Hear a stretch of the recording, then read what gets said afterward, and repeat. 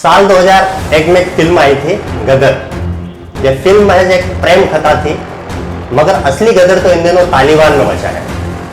रोते बिलखते महिलाएं और बच्चे सड़कों पर लावारिसों की तरह दौड़ रहे हैं और तालिबान के आतंकी खुलेआम उन पर जुल्म ढाते नजर आ रहे हैं। दूसरी तरफ प्रेस वार्ता कर तालिबान दुनिया भर में अपनी छवि को पाक साफ बता रहा है। नमस्कार, मेरा नाम सुनील पंडित है और आप देखना शुरू कर चुके हैं राष्ट्रीय और अंतर्राष्ट्रीय मुद्दों पर आधारित कार्यक्रम उड़ान। आज हम बात करेंगे दुनिया भर में चर्चित देश अफगानिस्तान की, जो अब लहराती बंदूकों और दहशत का गवाह भी बन चुका है और गढ़ भी। सबसे पहले बात करते हैं अफगानिस्तान के उस कनेक्शन की जो बताता है कि अफगानिस्तान कभी हिंदू राष्ट्र हुआ करता था। आतंकवाद और तालिबान की पनाहगाह बन चुका अफगानिस्तान कभी हिंदू राष्ट्र हुआ करता था।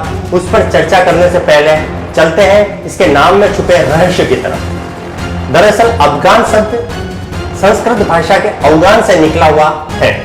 कहते हैं 7वीं शताब्दी तक यह देश अखंड भारत का हिस्सा था। एक वक्त यहाँ बौद्ध धर्म खूब फला फूला और अब इसकी पहचान एक इस्लामी राष्ट्र के रूप में अफगानिस्तान का 17वीं शताब्दी की शुरुआत तक कहीं नामो निशान नहीं था।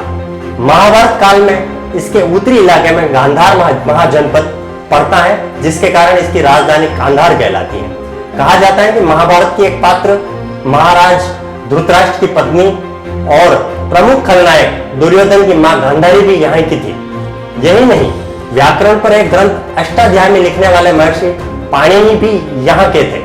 यहाँ पहले आर्य रहा करते थे जो वैदिक धर्म को मानते थे। अफगानिस्तान यूनानी और मौर्य साम्राज्य का भी हिस्सा रहा है। बौद्ध धर्म जब यहाँ पहुंचा तो यह स्थान उसका गढ़ बना। आपको बता दें कि बमियान घाटी में 2001 में तालिबान ने बुद्ध की जो प्रतिमा तोड़ी थी वो दुनिया की सबसे बड़ी बुद्ध प्रतिमा थी। अभी तो वहां स्तूपों, मंदिरों और मूर्तियों के अवशेष मिल जाते हैं। महमूद गजनवी ने यहाँ की सभ्यता को बर्बाद किया और तलवार के दम पर धर्म परिवर्तन करवाया।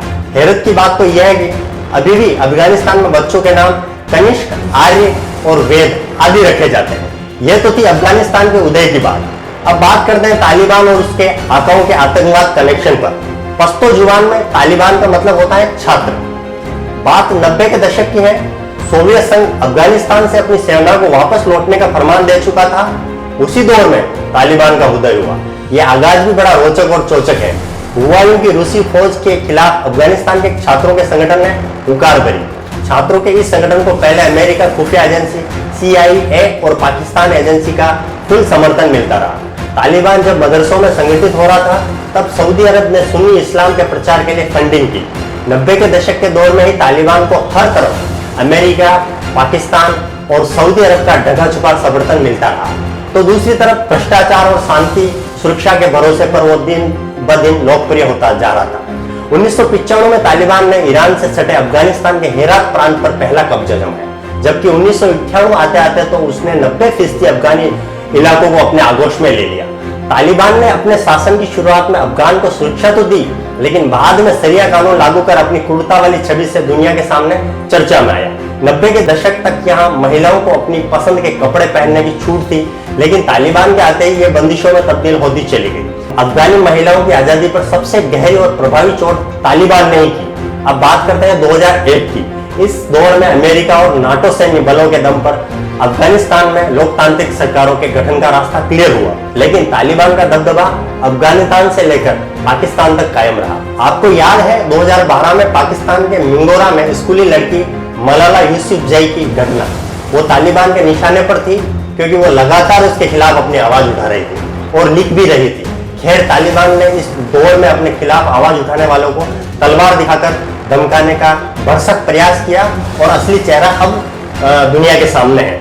एयरपोर्ट पर भागते दौड़ते लोगों की भीड़ इसकी गवाह है।